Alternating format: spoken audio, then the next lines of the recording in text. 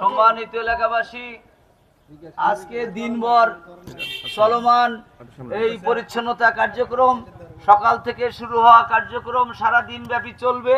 তবে নামাজের জন্য আমরা সাময়িক কিছু সময় বিরতি দিচ্ছি। নামাজ শেষে আবার আমাদের পরিচ্ছন্নতা কর্মী 16 নম্বর ওয়ার্ড পুরো ওয়ার্ড ব্যাপী এই পরিচ্ছন্নতা কার্যক্রম চালিয়ে যাবে। আপনাদের যেখানে যেখানে ময়লা আছে সেই ময়লাগুলো একটু নিচে নামিয়ে দিয়ে আমাদেরকে সহযোগিতা করবেন।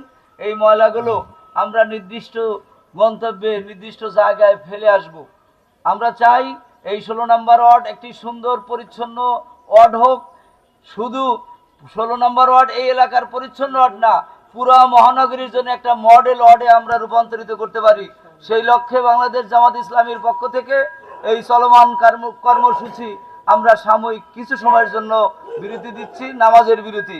আমাদের ভাইদেরকে বলবো, নামাজ শেষে আবার আমরা কাঁঠালবাগান, গ্রিন রোড, এই সমস্ত এলাকায় বুতের গলি আমরা শেষ করেছি, হাতিরপুল শেষ করেছি, পুকুর পার বাকি আছে কাঁঠালবাগান এলাকায় বিকালে একেবারে সন্ধ্যা পর্যন্ত আমাদের এই কর্মসূচি চলমান থাকবে।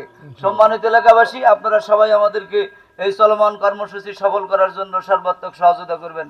আমরা সবাই সুস্থ থাকি, পরিচ্ছন্ন থাকি, ভালো থাকি। ধন্যবাদ। আল্লাহ হাফেজ।